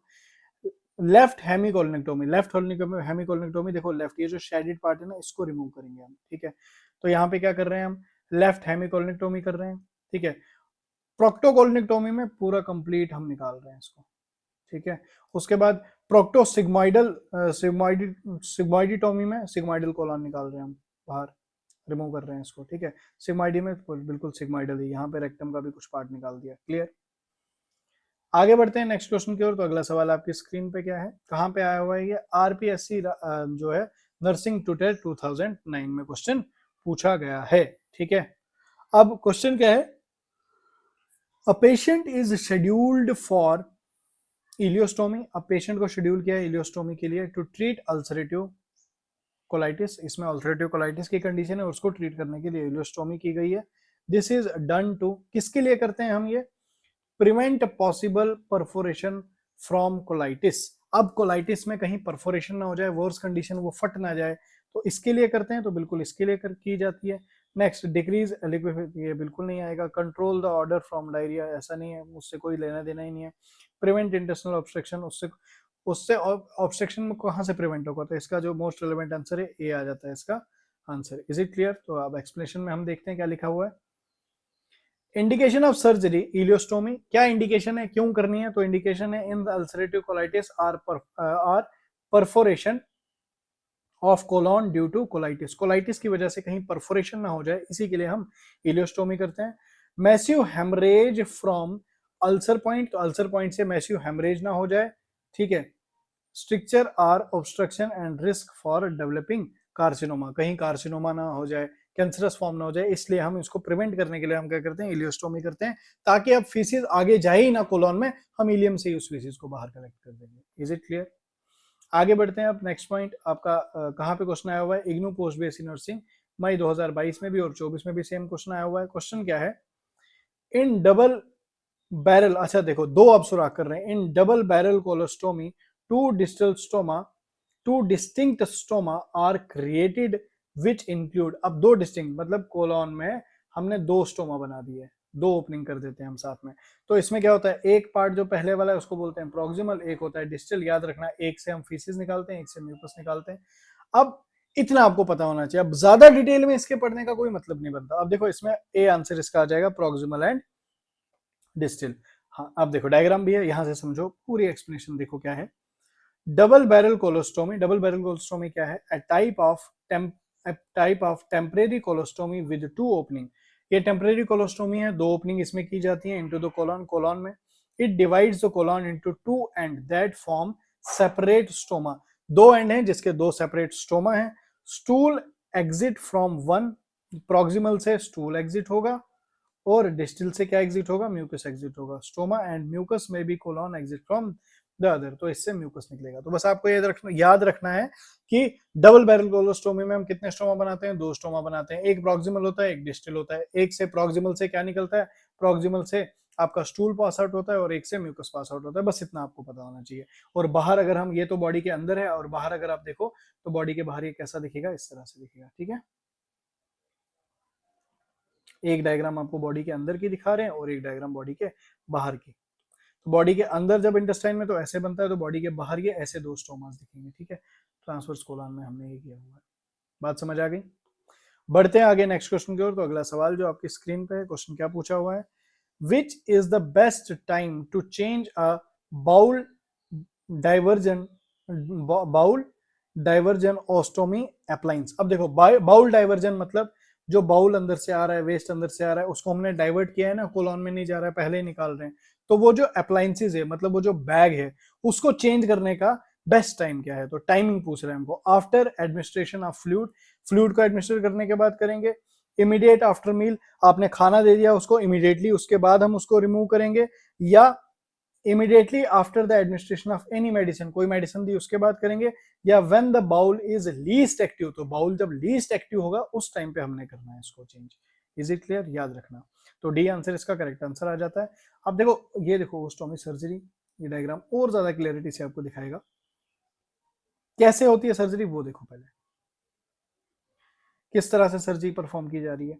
यहाँ पे ओपनिंग बनाई, इसको बाहर निकाला, बाहर की तरफ इसको फोल्ड किया, फोल्ड करने के बाद इसको पूरा ओपन करके पूरा यहाँ पे सील आउट किया और ये ओपनिंग यहाँ पे बना दी। ठीक है, हर तरफ से सील कर दिया, चारों तरफ से इसको बिल्कुल फोल्ड करके अब ये ओपनिंग बनाई और यहाँ पे अब बैग लगेगा। कैसे बैग लगेगा वो भी देख लो। अब देखो कैसे बैग लग रहा है, तो ये ओस्टोमी सर्जरी हुई इंटेस्टाइन के अंदर, यहाँ पे अब ये ओपनिंग थी, ये स्टोमा आ गया, इसके बाहर अब हमने ये बैग लगा दिया, इसको क्या बोलते हैं, ओस्टोमी बैग बोलते हैं।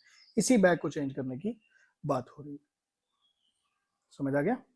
इसी बैग को चेंज करने की बात हो रही है। अब थोड़ा पढ़ते हैं इसको और समझते हैं क्या लिखा है।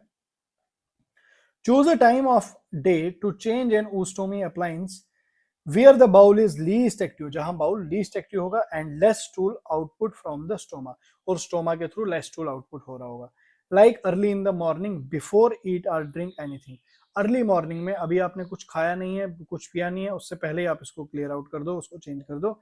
Any time or at least 1 hour after meal, और अगर करना है तो 1 घंटा मील के बाद इसको चेंज करो, is best time to change. Is it clear? तो या तो 1 घंटा बाद या तो अर्ली मॉर्निंग में इसको चेंज करना है। समझ आ गया? नेक्स्ट क्वेश्चन आपकी स्क्रीन पे है 2011 में। देखो क्वेश्चन कितनी बार आया हुआ है आपका। पीसीएस असिस्टेंट प्रोफेसर नर्सिंग 2023 में आया हुआ है, और आरएमएल दिल्ली में 2011 में। देखो 11 का क्वेश्चन 23 में रिपीट हुआ है। ठीक है, तो क्वेश्चन क्या है, क्वेश्चन क्या पूछा हुआ है आपसे, 1 मिनट, बीच में एक और क्वेश्चन था आई थिंक, नहीं यही है, चलो ठीक है। अब देखो, while giving preoperative education, तो हम प्री ऑपरेटिव एजुकेशन, अभी ऑपरेशन से पहले की हम एजुकेशन दे रहे हैं। The nurse explains to the patient undergoing ostomy surgery that the procedure that maintain the most normal consistency of stool is, तो नॉर्मल कंसिस्टेंसी ऑफ स्टूल कहाँ पे होती है, और सबसे ज्यादा मतलब प्री ऑपरेटिव हम समझा रहे हैं पेशेंट को। While giving preoperative education the nurse explain to the patient undergoing ostomy surgery, ostomy surgery के बारे में हम उसको समझा रहे हैं। That the procedure that maintains the most normal consistency of the stool, जो नॉर्मल कंसिस्टेंसी स्टूल की होती है वो कहाँ पे होती है, ये पेशेंट को समझाया जा रहा है। तो कहाँ पे होती है, सिग्माइडल कोलोनोस्टोमी में होती है। तो मतलब जब हम आउट जो बाहर आ रहा है वो मोस्ट कॉमनली स्टूल के जैसा कब होगा, तो क्या वो सिग्माइडल कोलोस्टोमी में होगा, क्या ट्रांसवर्स कोलोस्टोमी में होगा। मतलब ये सिंपल सी बात है, ये आ गया ऊपर की तरफ असेंडिंग, ये आ गया ट्रांसवर्स, ये आ गया डिसेंडिंग, और ये आ गया सिग्माइडल, और ये आ गया आपका रेक्टम, ये आ गया आपका एनस। क्लियर? तो याद रखना, यहाँ पे कम, यहाँ पे मोस्ट स्टूल के जैसा नहीं, यहाँ और कम, यहाँ और कम, यहाँ पे कम, यहाँ पे थोड़ा सा ज्यादा स्टूल जैसा, यहाँ थोड़ा और ज्यादा, और सिग्माइडल कोलन में कंप्लीट स्टूल के जैसी कंसिस्टेंसी हो जाती है।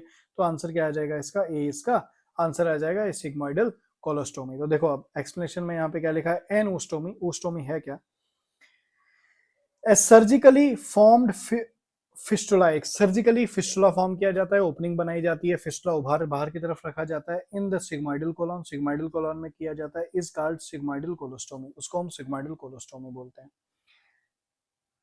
Descending and sigmoidal colostomy is most common type of colostomy. Descending जो नीचे की तरफ आ रहा है कोलॉन, और जो सिग्माइडल आगे इस तरह एस शेप का बन रहा है, इसमें और इसमें यहाँ पे मोस्टली जो है हम कोलोस्टोमी करते हैं। मतलब जो कोलोस्टोमी आप देखोगे वो ज्यादातर कौन सी साइड होगी, तो लेफ्ट साइड देखी जाएगी, क्योंकि लेफ्ट साइड डिसेंडिंग कोलॉन है और लेफ्ट साइड ही जो है आपका सिग्माइडल कोलॉन होता है। Because of there is more working colon, क्या है ये, मोर वर्किंग कोलॉन होता है, which maintains most of the normal function of bowel, जो मेंटेन करता है most of the normal function of bowel. So the consistency of stool, इसलिए जो कंसिस्टेंसी है स्टूल की, जिसको हम एफ्लुएंट बोलते हैं, इज क्लोज टू नॉर्मल, ये नॉर्मल के क्लोज होता है बिल्कुल।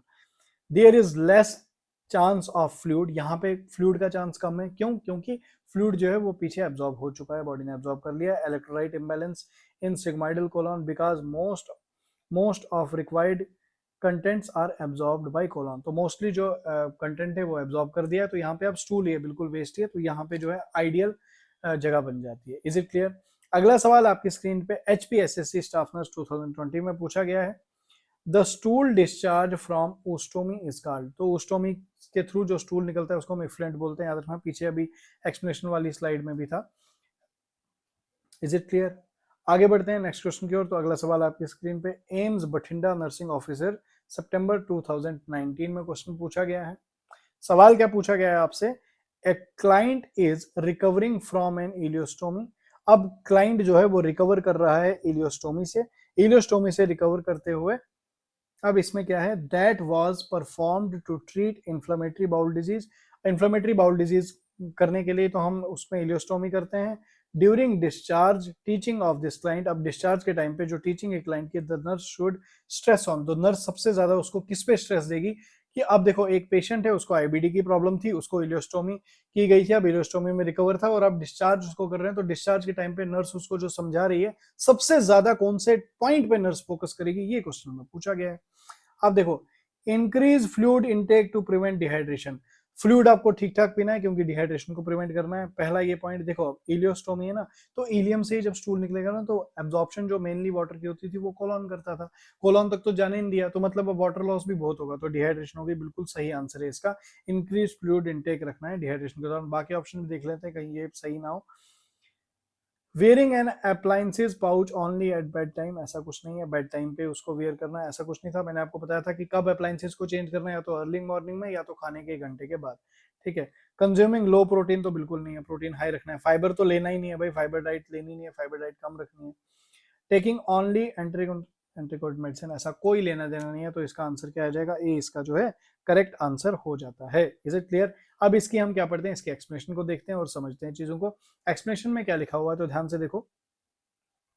After ileostomy, stool passes from ileum without going to colon, so it may cause severe dehydration। मैंने आपको बताया कि फूड जो है वो कोलॉन में जा ही नहीं रहा है, इलियम के ही थ्रू बाहर ला रहे हैं हम उसको, तो फ्लूइड वॉल्यूम डेफिसिट हो जाएगा, फ्लूइड की कमी हो जाएगी, because less water is reabsorb, क्योंकि वाटर की रीअब्सॉर्प्शन कोलॉन के पास थी, तो उससे पहले ही, कोलॉन से पहले ही हमने इलियम से इसको बाहर निकाल दिया है। अब अगर यहाँ आपको दिक्कत आ रही है ना कि ये इलियम क्या है, कोलॉन क्या है, तो मतलब आपने पिछले लेक्चर्स को ध्यान से नहीं देखा है। जिस टाइम पे मैंने आपको लार्ज इंटेस्टाइन, स्मॉल इंटेस्टाइन, एक एक चीज ढंग से पढ़ाई थी, तो वहां पे देखना था। अगर देखा भी है और कंफ्यूज हो रहे हो तो दैट मींस आपका रिवीजन अच्छे से नहीं है। तो इरिटेट नहीं होना है जब मैं चीजों को थोड़ा फास्ट कर रहा हूँ, स्पीड अप कर रहा हूँ। अगर आपको इरिटेशन हो रही है कि यार एकदम से सर तेज हो गए, नहीं, तेज इसीलिए हो रहा हूँ कॉज मैं कॉन्फिडेंट हूँ कि मैं आपको ये पढ़ा चुका हूँ। जिस टाइम पे मैं ये चीजें समझा रहा था उस टाइम पे मैंने धीरे धीरे समझाई थी, अब रिपीटेडली आ रही है। अब यहाँ पे लॉस उन स्टूडेंट्स का होता है जो रेगुलरली रिवाइज भी कर रहे हैं, सब कर रहे हैं, तो उनके चक्कर में बार बार मैं एक ही चीज को बोलूंगा तो वो क्लास जो है बोरिंग भी हो जाएगी ना। तो इसलिए आपकी सिंसियरिटी, मैं बार बार लेक्चर के लास्ट पे कहता हूँ, कंसिस्टेंसी रिवीजन, उस पर ध्यान रखो, तो अभी इरिटेट नहीं होना, ठीक है। देखो अब है क्या यहाँ पे, तो because less water is reabsorb, water reabsorb नहीं होगा क्योंकि कोलॉन में नहीं गया, so advice to increase fluid intake, इसलिए जो एडवाइस की जाती है पेशेंट को फ्लूइड इनटेक ज्यादा रखना, क्योंकि डिहाइड्रेशन ना हो जाए आपको। तो ईट मोस्टली बैलेंस, ब्लेंड, जो है ब्लेंड डाइट लेनी है इसको, लो फाइबरस फूड लेना है, avoid gas forming food, gas ना बने फूड वो नहीं लेना है for first few week after surgery. Is it clear? आगे बढ़ते हैं नेक्स्ट क्वेश्चन की ओर। तो अगला सवाल आपकी स्क्रीन पे आपका, ये महाराष्ट्र स्टाफ नर्स में 2018 में क्वेश्चन पूछा गया था। क्वेश्चन क्या है, in planning care for patient with ulcerative colitis, अब अल्सरेटिव कोलाइटिस पेशेंट को है, उसका प्लानिंग केयर बनाया जा रहा है, which nursing diagnosis as priority, कौन सा नर्सिंग डायग्नोसिस प्रियोरिटी पे होगा। एंजाइटी है पेशेंट को, ये प्रियोरिटी पे होगा। इम्पेयर स्किन इंटीग्रिटी, तो कोई है ही नहीं बिल्कुल ऐसे।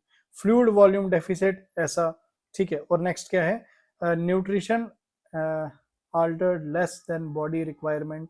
अब ये देखो अल्सरेटिव कोलाइटिस की कंडीशन है, अल्सरेटिव कोलाइटिस में होगा क्या, which nursing diagnosis as a priority, कौन सी नर्सिंग डायग्नोसिस जो है वो प्रायोरिटी दी जाएगी।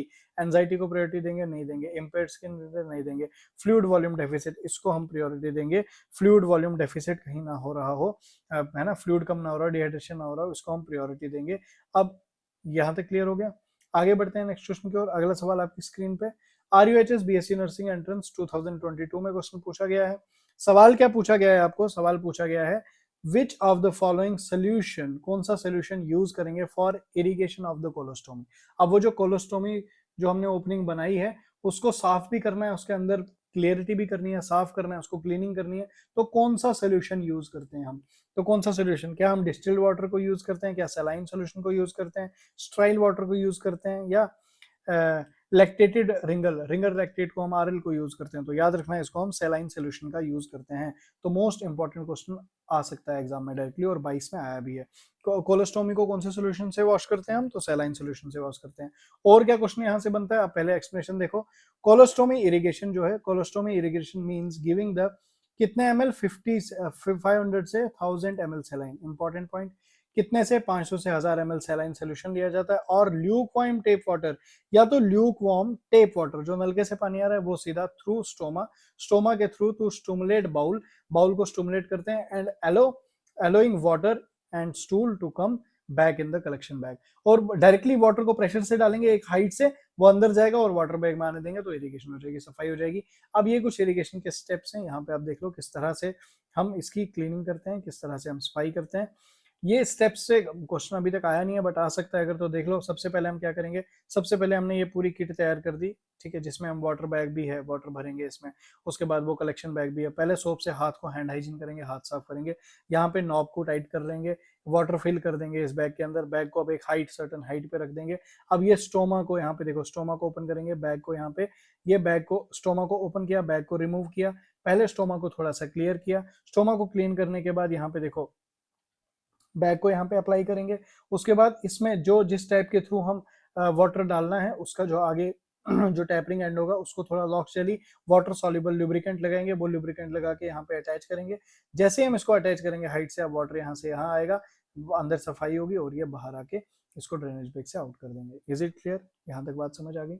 बढ़ते हैं आगे नेक्स्ट क्वेश्चन की ओर। अगला सवाल आपकी स्क्रीन पे अब हाइट पे क्वेश्चन पूछा गया है। While doing colostomy irrigation the height of the irrigation bag should be around, कितनी हाइट होनी चाहिए उसकी, याद रखना 18 इंच उसकी हाइट होनी चाहिए, 18 इंच की हाइट पे हम उसको रखते हैं। Is it clear? तो 18 इंच की हाइट पे कितना अमाउंट होता है, तो 500 से 1000 ml होता है। कौन सा सोल्यूशन यूज करते हैं, तो सैलाइन सोल्यूशन यूज करते हैं। तीन चीजें आपको यहाँ पे एक्स्ट्रा पता चल गई। अब नेक्स्ट चीज, when performing a colostomy irrigation the nurse insert the catheter into stoma up to, अब वो जो स्टोमा अंदर हम डाल रहे थे ना उसके, तो इस ओपनिंग के अंदर, इस स्टोमा के अंदर जो कैथेटर है उसको कितना अंदर इंसर्ट करना है, कितने इंचेस अंदर हमने इंसर्ट करना है, यहां से भी क्वेश्चन पूछा गया है। याद रखना 4 इंच हम इंसर्ट करते हैं 10 सेंटीमीटर। जैसे कि आपको पता है 1 इंच जो है, 1 इंच कितना होता है, 2.5 सेंटीमीटर होता है। क्लियर? तो 4 इंच कितना होगा, ये 10 सेंटीमीटर हो जाएगा। बात समझ आ गई? तो 10 सेंटीमीटर का आंसर आ जाएगा, 4 इंच का आंसर आ जाता है। आगे बढ़ते हैं। अब देखो एक्सप्लेनेशन देखो, during colostomy irrigation introduce catheter into stoma up to about 4 inches मतलब 10 सेंटीमीटर। Is it clear? आगे बढ़ते हैं नेक्स्ट क्वेश्चन की ओर। अगला सवाल आपकी स्क्रीन पे, इग्नू पोस्ट बीएससी नर्सिंग 2016 में क्वेश्चन आया है, ईएसआईसी नर्सिंग 2012 में क्वेश्चन आया है। क्वेश्चन क्या पूछा गया है आपको, क्वेश्चन पूछा गया है the nurse is assessing the colostomy, nurse जो है वो असेस कर रही है colostomy of a patient, patient को नर्स असेस कर रही है colostomy patient of a patient who has had an abdominal perineal resection for a bowel tumour. Bowel tumour में उसको देखो, क्वेश्चन क्या है, नर्स असेस कर रही है कोलोस्टोमी को, nurse assessing the colostomy of a patient who has had an abdominal perineal resection, उसके एब्डोमिनल पेरिनियल रिसेक्शन हो चुकी है, किसके लिए, for a bowel tumour, bowel tumour था उसको, बाउल के अंदर ट्यूमर था, उसके अंदर रिसेक्शन हुई है। Which of the following assessment include that colostomy is beginning to function, हम अब उसमें कोलोस्टोमी बन गई और हम कब बताएं कि कोलोस्टोमी जो है अब वो फंक्शनल हो चुकी है। हमने जो कोलोस्टोम जो ऑस्टोमी बनाई है वो प्रॉपर बनी है और वो फंक्शनल होगी, हमको कैसे पता चलेगा, क्या ऐसी उसमें कौन सी ऐसी चीज हमको दिखेगी जिससे हम बोलेंगे कि हाँ कोलोस्टोमी जो है वो सही काम कर रही है। तो सबसे पहले absent bowel sound, bowel sound अगर एब्सेंट हो जाएगा, बिल्कुल नहीं, बाउल साउंड एब्सेंट होगा उससे कोई लेना देना नहीं है। द पासेज ऑफ फ्लैटो, जैसे गैस पास होगा वैसे हमको लगेगा कि फंक्शनल हो गया, तो बिल्कुल सही आंसर 20 का आ जाता है। द पासेज ऑफ फ्लैटो जो है यही इंडिकेट करता है कि colostomy is beginning to function, colostomy जो है वो फंक्शन कर रही है, तो याद रखना है इसको, ठीक है।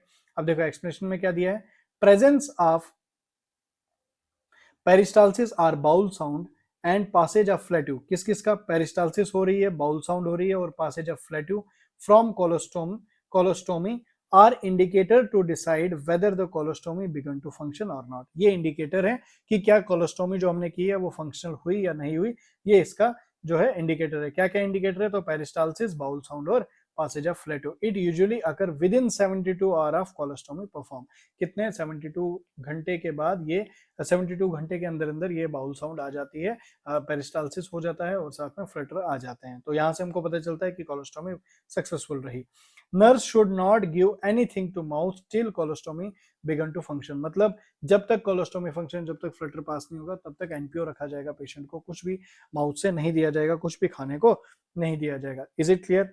आगे बढ़ते हैं नेक्स्ट क्वेश्चन की ओर। अगला सवाल आपकी स्क्रीन पे क्या है, एब्सेंस, पहले देखो कहाँ हुआ है, आया हुआ है जीएमसीएच नर्सिंग ऑफिसर अगस्त 2022 में क्वेश्चन आया हुआ है। क्वेश्चन क्या पूछा गया है, absence of bowel sound, bowel sound absent है, and abdominal distension, bowel sound absent है, एब्डोमिन में डिस्टेंशन है, आफ्टर एब्डोमिनल सर्जरी इंडिकेट। अब एब्डोमिनल सर्जरी की गई है, उसके बाद बाउल साउंड भी एब्सेंट है, साथ में एब्डोमिन डिस्टेंडेड है, तो क्या इंडिकेट करता है ये? हेमोरेज इंडिकेट करता है, ठीक है, इंटरसेप्शन इंडिकेट करता है, पैरालिटिक इलियस करता है, इंडिकेट करता है, या फ्लैट्यूज इंडिकेट करता है। तो याद रखना पैरालिटिक इलियस, इलियस में पैरालिसिस हो गया है, वो फंक्शन नहीं रहा, ये इंडिकेशन है, क्योंकि एब्डोमिन जो है डिस्टेंडेड हो गया है और साथ में बाउल की साउंड मिसिंग है। तो जब भी एब्डोमिनल सर्जरी के बाद ये दो चीजें देखने को मिलती हैं तो पैरालिटिक इलियस की कंडीशन बन जाती है। Is it clear? अब देखें एक्सप्लेनेशन में क्या लिखा है। Paralytic ileus means paralysis of the intestinal smooth muscle, जो इंटेस्टाइन की स्मूथ मसल है उसमें पैरालिसिस हो गया है, इनहिबिट ऑफ जीआई मोटिलिटी, तो गैस्ट्रोइंटेस्टाइन की जो मोटिलिटी थी वो इनहिबिट हो गई, मतलब पेरिस्टालसिस जो है वो एब्सेंट हो गया है इसमें, which with distension of abdomen, abdomen distended हो गया, and absence of bowel sound, bowel sound भी एब्सेंट हो गया है, unable to pass flatus, unable to pass flatus, यहाँ पे अब फ्लैटो भी पास नहीं हो पाएगा क्योंकि पैरालिटिक इलियस हो गया, वहां पे पैरालिसिस हो गया इंटेस्टाइन में। It caused by abdominal surgery, किसकी वजह से हुआ? एब्डोमिन में सर्जरी हुई है उसकी वजह से। Peritonitis or after some drug, for example narcotics, अगर हम नेक्रोटिक्स यूज करते हैं इसकी वजह से भी ये होता है। Is it clear? आगे बढ़ते हैं नेक्स्ट क्वेश्चन की ओर। अगला सवाल आपकी स्क्रीन पे कहां पे पूछा गया है? सबसे पहले ये पूछा गया है आपका RUH MSc नर्सिंग 2014 में क्वेश्चन आया है। सवाल क्या पूछा गया है? यू असेसिंग ए पेशेंट, ये आपसे कह रहा है कि आप एक नर्सिंग ऑफिसर हो, आप पेशेंट को असेस कर रहे हो। You assessing a patient of acute pancreatitis, acute pancreatitis की कंडीशन है, पेंक्रेटाइटिस पूरा पढ़ा चुका हूं पीछे में, for the complication of paralytic ileus. अब ये देखो सवाल क्या है, हम एसिस कर रहे हैं पेशेंट को जिसको एक्यूट पेंक्रेटाइटिस की कंडीशन है, for the complication of paralytic ileus, उसमें कोई कॉम्प्लिकेशन देखी जा रही है पैरालिटिक इलियस की। The key symptom indicates this complication is, मतलब पैरालिटिक इलियस के हमको सिम्टम बताने हैं। तो क्या सिम्टम है इसका? तो यार फ्लेटो पास नहीं होगा, पेरिस्टालसिस नहीं होगा, तो देखो ऑप्शन में सीधा रिकरेंट वॉमिटिंग, ऐसे कोई लेंदर, एब्डोमिनल पेन, डिस्टेंडेड होगा, रिबाउंड होगा, इनेबिलिटी टू पास फ्लेटो, इसका सी आंसर आ जाएगा। वाटर रिचार्ज ऐसा कुछ नहीं होता, तो इनेबिलिटी टू पास फ्लेटो इसका क्या है? आंसर बन जाता है। Is it clear? सी आप देखो, अब नेक्स्ट क्वेश्चन आपको मैं होमवर्क के लिए दे रहा हूँ, कॉज अभी तक होमवर्क मैंने नहीं दिया। बहुत सारे क्वेश्चन ऐसे थे जो मुझे करवाने ही थे, डायरेक्टली होमवर्क में आप पे थोपता नहीं हूँ, होमवर्क में वही देता हूँ जिसका मुझे पूरा पता होता है कि मैं पीछे इस क्वेश्चन के बारे में एक्सप्लेनेशन में कहीं ना कहीं डिस्कस कर चुका हूँ और इसका आंसर आपको आ जाएगा। देखो ये क्वेश्चन काफी इंपॉर्टेंट है, 2016 में आया हुआ है, 13 में आया हुआ है, 13 में आया हुआ है, 3 बार 3 एग्जाम्स में क्वेश्चन पूछा गया है, तो जल्दी से इसका आंसर आप कमेंट सेक्शन में दोगे। नेक्स्ट क्वेश्चन आपकी स्क्रीन पे, exam ESIC staff nurse Jaipur 2009 में क्वेश्चन पूछा गया है, 2009 में सवाल आया हुआ है। क्या क्वेश्चन पूछा गया है आपको? Following should not be done in condition of paralytic ileus. अब फॉलोइंग इनमें से कौन सी कंडीशन जो है should not be done in the conduction of paralytic ileus में हमने क्या नहीं करना है? तो देखो नेजोगैस्ट्रिक सेक्शनिंग क्या करनी है या नहीं करनी है? अब नेजोगैस्ट्रिक सेक्शनिंग करेंगे क्योंकि स्टिमुलेशन कम हो जाए, तो ये करते हैं। IV फ्लूइड, IV इन्फ्यूजन, क्या IV इन्फ्यूजन देंगे तो उसको पेरेंटल उस पर रखा जाता है, तो बिल्कुल करना है। यूज ऑफ गैस्ट्रिक स्टिमुलेंट, अब गैस्ट्रिक स्टिमुलेंट तो बिल्कुल नहीं देना है हमने, ठीक है, ये तो नहीं देना है। तो हमसे पूछा भी क्या गया था? नॉट पूछा गया था, तो यही इसका क्या आ जाएगा? करेक्ट आंसर आ जाएगा गैस्ट्रिक स्टिमुलेंट, क्योंकि पैरालिटिक इलियस की कंडीशन है, तो वो स्टिमुलेंट देके करोगे क्या? Is it clear? अलादे तो नहीं आएगा।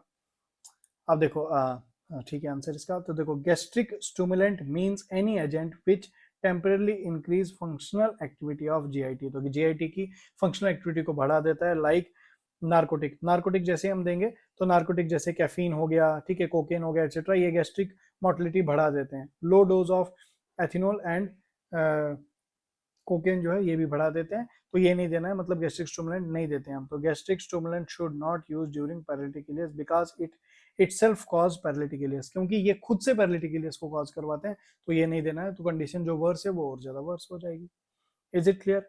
नेक्स्ट क्वेश्चन आपकी स्क्रीन पे HSSC स्टाफ नर्स हरियाणा 2017 में क्वेश्चन पूछा गया है। तो क्वेश्चन क्या पूछा गया है आपको? क्वेश्चन पूछा गया है the nurse should explain to the patient with ostomy that the blanching and dark red of purple colour, dark red to purple colour, मतलब देखो स्टोमा का कलर चेंज हो रहा है, बेसिकली डार्क रेड से पर्पल कलर हो रहा है ऑफ द स्टोमा में, इंडिकेट, ये क्या इंडिकेट कर रहा है? Obstruction of the stoma, stoma में कोई ऑब्स्ट्रक्शन है, ये इंडिकेट कर रहा है।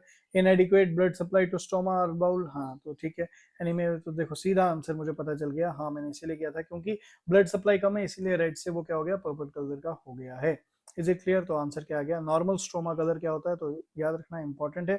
नॉर्मल कलर स्ट्रोमा का पिंक होता है या ब्राइट रेड होता है। पेल pink stroma indicate low haemoglobin and purple black colour stroma indicate compromise blood circulation. Blood circulation compromise हो गई है, और पेल जब भी पर्पल ब्लैक कलर हो जाएगा मतलब वहां पे जो है वो ब्लड सप्लाई पूरी नहीं हो रही है, लो हेमोग्लोबिन है। Is it clear? अब देखो, आज हमने बहुत ही इंपॉर्टेंट चीजों को देखा। आज हमने कॉर्ड डिजीज को देखा, आज हमने अल्सरेटिव कोलाइटिस को देखा, आज हमने इन्फ्लेमेटरी बाउल डिजीज, पूरा आईबीडी जो है पूरा कंप्लीट कर दिया। इसके ऊपर जितने भी क्वेश्चन आपके नर्सिंग एग्जाम में आए हुए थे, हर एक क्वेश्चन को हमने पढ़ा है। अब आपका काम है रिवीजन करना है। आपने ढंग से रिवीजन करो, अच्छे से रिवीजन करो, क्योंकि जितना आप रिवीजन करोगे उतना ही आप सक्सेस के पास पहुंचोगे, उतना ही आप अपना सपने को उत्तीर्ण कर पाओगे, एक्सेप्ट उतना ही आप अपने सपने को पूरा कर पाओगे। ठीक है, तो जो आज रिवीजन करेगा वही सिलेक्ट होगा, ये याद रखना। तो मैं आपको पहले से कह रहा हूँ, लेक्चर देखने का तरीका यही है कि अपने साथ में कॉपी रखा करो, जो एक्स्ट्रा पॉइंट, जो नई चीज पता चली उसको नोट डाउन करो। इसमें देखो, अब अगर आप बीएससी नर्सिंग के फाइनल ईयर में हो या पोस्ट बीएससी कर रहे हो, या आपकी नर्सिंग कंप्लीट हो चुकी है, अब आप एंट्रेंस की तैयारी कर रहे हो, तो ये लेक्चर्स आपके लिए ना एक रिवीजन बूस्टर की तरह काम करेंगे। या मैं पढ़ा तो इस तरह से रहा हूं कि अगर जो पहली बार भी देख रहा है तो उसका भी बेनिफिट हो, बट जो रिवीजन के तौर पे भी देख रहे हैं उनको भी बहुत बेनिफिट होगा। उनको और ज्यादा बेनिफिट कैसे होगा कि वो जो एक्स्ट्रा पॉइंट उनको पता चलता है वो लिखे और वो रिवाइज करे। Is it clear? यहां तक बात समझ आ गई? अब देखो, याद रखना, इस इमेज से ये तुम्हारी हालत है इस टाइम पे, तुम पढ़ रहे हो, यहाँ पे बुक्स तुम्हारे सामने पड़ी है टेबल पे, और तुम एकदम लगे हुए हो, मेहनत कर रहे हो, तो कोई नहीं देखता तुम्हारी मेहनत, पर रिजल्ट सब देखेंगे। याद रखना, तुम अभी मेहनत कर रहे हो, तुम जो मर्जी कर रहे हो, कोई नहीं देख रहा है, कोई तुम्हारी बात ही नहीं कर रहा, लेकिन जिस दिन तुम्हारा रिजल्ट निकलेगा ना, उस दिन तुम्हारे रिलेटिव्स आके देखेंगे, आके बोलेंगे हमने पहले ही कहा था ये कुछ ना कुछ बड़ा उखाड़ देगा, ये कुछ ना कुछ बहुत अच्छा कर लेगी। लेकिन अभी आपको कोई मेहनत के टाइम पे कोई सपोर्ट नहीं करता, याद रखना। भूल जाओ कि तुम्हें अभी कोई कुछ सपोर्ट करेगा। तुम मेहनत कर रहे हो, तुम पढ़ रहे हो, तुम्हें क्या दिक्कतें आ रही हैं। देखो, हम नर्सिंग में ना सबसे बड़ी दिक्कत ये होती है, अभी अगर मैं आपको एक हार्श रियलिटी बताऊं तो अ, आपको एक चीज लगती होगी कि नर्सिंग में रेस्पेक्ट नहीं है। क्या आप खुद से खुद के प्रोफेशन की रेस्पेक्ट करते हो? एक सवाल तुम खुद से पहले पूछो। आप डिजर्व करते हो 1 लाख की नौकरी? मैं आपको एक चीज बता रहा हूँ, ठीक है, आप डिजर्व करते हो 1 लाख की नौकरी, और नर्सिंग ऑफिसर का टैग आप डिजर्व करते हो। नर्सिंग को अफोर्ड करना, नर्सिंग जो है ये एक बहुत नोबल प्रोफेशन है। यहाँ पे हम पेशेंट्स को हैंडल नहीं कर रहे, यहाँ पे हम ह्यूमंस को हैंडल कर रहे हैं।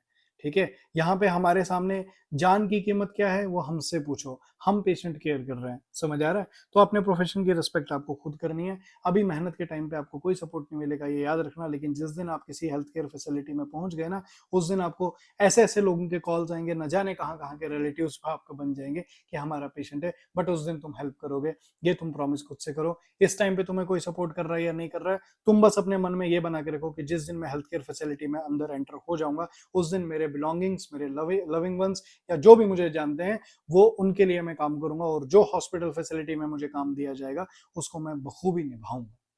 ईमानदारी अपने अंदर लाओ। आपका बहुत नोबल प्रोफेशन है, बहुत अच्छा प्रोफेशन है, इसकी रिस्पेक्ट आप करोगे, उसके बाद लोग करेंगे। Is it clear? तो ये याद रखना, रिजल्ट सब देखेंगे, और आपके रिजल्ट में वो सेलेक्टेड का टैग, वो आपका बैच, वो सब आपका वेट कर रहा है, वो हेल्थ केयर फैसिलिटी आपका वेट कर रही है। अभी आप पढ़ रहे हो, अभी तक आप इस लेक्चर तक रुके हो, लगभग आज 22 लेक्चर हो चुके हैं, और 22 लेक्चर जिस स्टूडेंट ने 1 से लेकर 22 तक वो लेक्चर देखे, वो भी कमेंट में मुझे बताएगा कि मैंने सर ये सारी पीयर यादव सारथी बैच का एक एक चीज देखी है, और क्या क्या नोट्स तुमने बनाए, कितने नोट्स तुमने बनाए, वो भी मुझे बताओ, वो भी मुझे बताओ। वहां से हमें और हमारी टीम को लगेगा कि हम कितना बढ़िया काम कर रहे हैं, कहाँ कहाँ तक हम पहुंच रहे हैं। बहुत सारे कमेंट से हमें लखनऊ से बच्चे देख रहे हैं, इंडिया के अलग अलग कोनों से स्टूडेंट्स की हेल्प हो रही है, हमें बहुत अच्छा लग रहा है। बहुत आपकी ब्लेसिंग्स हमारे लिए बूस्ट है। आपकी सिलेक्शन, आपका सिलेक्शन हो जाए, आप हेल्थ केयर फैसिलिटी में पहुंच जाओ, आप 1 लाख रुपया महीना पकड़ो, आप अपनी जिंदगी में बहुत अच्छा करो, यही पीएनडब्ल्यू का उद्देश्य है। कॉज जिस टाइम पे हम स्टडी करते थे, हमारे पास रिसोर्सेज नहीं होते थे, हमें पढ़ाने वाले उतने खास नहीं होते थे।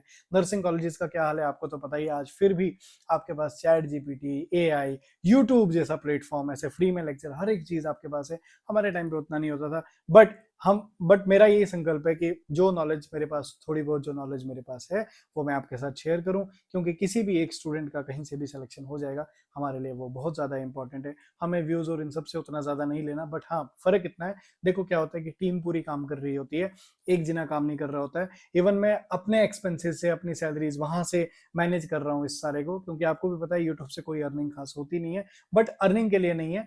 अब है क्या कि बाकी जो टीम काम कर रही है उनको पे करना है, इसलिए टीम का मुझे होता है कि सबको बोला करो कि शेयर करे वीडियो को, हाइप करे, उससे थोड़ी बहुत अर्निंग बनेगी। तो प्लीज अब सबके लिए, आपके इस चैनल के लिए, क्योंकि मेरा चैनल नहीं है, पैरामेडिक्स एंड नर्सिंग गोल्ड आप सबका चैनल है, आप ही लोगों की कम्युनिटी है। इस कम्युनिटी को हर जगह पहुंचाओ, हर जगह इन लेक्चर्स को पहुंचाओ, हर एक नीडी स्टूडेंट तक इन लेक्चर को पहुंचाना आपकी जिम्मेदारी बनती है। और हर रोज पढ़ना, हर रोज रिवाइज करना, कंसिस्टेंसी के साथ करना। आपके जो अभी कमेंट्स आ रहे हैं ना, बहुत अच्छा लग रहा है। और ये मैं उस दिन खुश हो जाऊंगा जिस दिन आपका कमेंट आएगा, सर सारथी बैच पढ़ के मेरी सिलेक्शन हो गई। जिस दिन आपका मैसेज आएगा कि आज मेरा फलानी एग्जाम का सिलेक्शन हो गया, मैं सेलेक्ट हो गया, वो मैसेजेस जो हैं वो हमें कुछ अलग ही लेवल पे लेके जाएंगे। तो मुझे उम्मीद है कि आप बहुत अच्छे से मेहनत कर रहे हो, आप अपने सपने साकार करने के लिए दिन रात मेहनत कर रहे हो। बिलीव मी, सिलेक्शन आपका होगा। अभी तक आप इस वीडियो पे रुके हुए हो, आप ही डिजर्व करते हो सिलेक्शन को। तो 3 प्लेटफॉर्म्स, व्हाट्सएप रोज क्वेश्चन आते हैं, ज्वाइन कर लो। टेलीग्राम पे क्वेश्चंस आते हैं, ज्वाइन कर लो। इंस्टाग्राम पे अलग अलग रील्स के माध्यम से, अलग अलग नोट्स के माध्यम से हम आप तक इन्फॉर्मेशन को फ्लो करवाते हैं, इन्फॉर्मेशन को पहुंचाते हैं। तो वो जरूर इन तीनों प्लेटफॉर्म्स पे जुड़े रहो, क्योंकि आप ही की नर्सिंग, आप ही की सिलेक्शन, आपको नर्सिंग ऑफिसर बनाने के लिए तीनों कम्युनिटीज यहाँ पे हैं। तो तीनों कम्युनिटीज पे ज्वाइन हो जाओ। जितना हो सके वीडियो को शेयर करो, वीडियो को लाइक करो, कमेंट्स भर भर के करो। हाइप हो सके तो हाइप जरूर करो। हाइप करना तो बहुत ही जरूरी है, क्योंकि इस आपके एक हाइप से यूट्यूब जो है इस वीडियो को और ज्यादा नर्सिंग स्टूडेंट्स तक पहुंचा देगा। कैसा लगा आपको ये वीडियो, कमेंट सेक्शन में जरूर बताएं। मिलते हैं अपने नेक्स्ट लेक्चर में, तब तक के लिए thank you so much. God bless you, best of luck.